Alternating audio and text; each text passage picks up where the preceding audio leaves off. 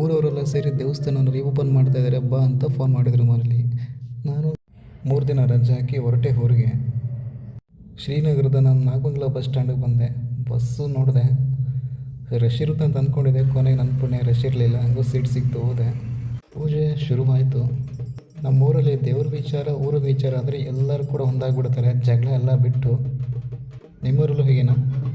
ದೇವಸ್ಥಾನದ ಹತ್ರ ಹೋದೆ, ಪೂಜೆ ಗೀಜೆ ಮಾಡಿಸ್ಕೊಂಡು ಹೋದೆ. ಪೂಜೆ ಮಾಡಿಸ್ಕೊಂಡೆ. ಎಷ್ಟೋ ದಿನ ಆದಮೇಲೆ ಬಂದಿದ್ದರಿಂದ ತುಂಬ ಜನ ಮಾತಾಡಿಸ್ಕೊಂಡು ಈ ಕಡೆ ಬಂದೆ. ನಾವು ಚಿಕ್ಕವರಿದ್ದಾಗ ನಾವು ಅಡುಗೆ ಮಾಡಿ ಬಡಿಸ್ಬೇಕಂತ ತುಂಬ ಆಸೆ ಇತ್ತು. ಆದರೆ ಎಷ್ಟು ವಿಚಿತ್ರ ನೋಡಿ ಟೈಮ್.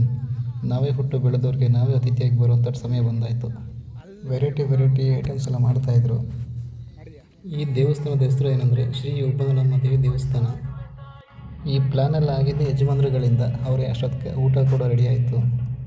ಈ ಅಂದಾನಕ್ಕೆ ಇಡೀ ಊರಿಂದನೂ ಸ್ವಲ್ಪ ಅಮೌಂಟೆಲ್ಲ ಕಲೆಕ್ಟ್ ಮಾಡಿದ್ದು. ಆದರೂ ಕೂಡ ನಾವು ಹುಡುಗರು ಈ ಹೂವು ನಾನು ತುಂಬ ವರ್ಷದಿಂದ ನೋಡ್ತಾ ಇದ್ದೀನಿ. ಇಷ್ಟು ವರ್ಷ ನಾನು ನೋಡಿದಾಗ ಇರಲೇ ಇಲ್ಲ. ಈಗ ಇದೇ ವರ್ಷದಲ್ಲಿ ಫಸ್ಟ್ ಟೈಮ್ ನೋಡ್ತಿರೋದು ನಾನು. ಮತ್ತೆ ದೇವಸ್ಥಾನಕ್ಕೆ ಬಂದ್ವಿ ಫ್ಯಾಮಿಲಿ ಜೊತೆ ಪೂಜೆ ಮಾಡ್ಸೋಣ ಅಂತ. ಕೊನೆಗೆ ಉಳಿದಿರೋ ಊಟ ಎಲ್ಲ ಹಂಚ್ತಾ ಇದ್ದು. ನನ್ನ ಫ್ರೆಂಡ್ ಬೇಡ ಅಂತ ಹೇಳ್ತಾ ಇದ್ದ. ನಿಮ್ಮೂರಲ್ಲೂ ಹೀಗೆ ಕಮೆಂಟ್ ಮಾಡಿ.